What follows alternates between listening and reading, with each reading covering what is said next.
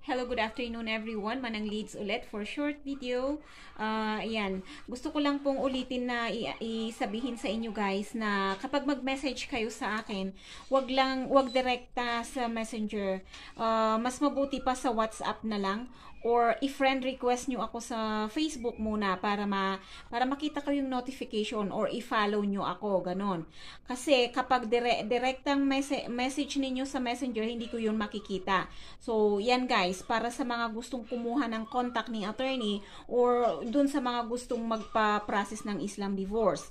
At saka additional information, magkaiba ang annulment at saka sa kapag annulment ang gusto nyo, doon tayo kay attorney. I-refer ko kayo kay attorney. Pero kung Islam divorce naman, sa akin na yun. Okay? Maliwanag po.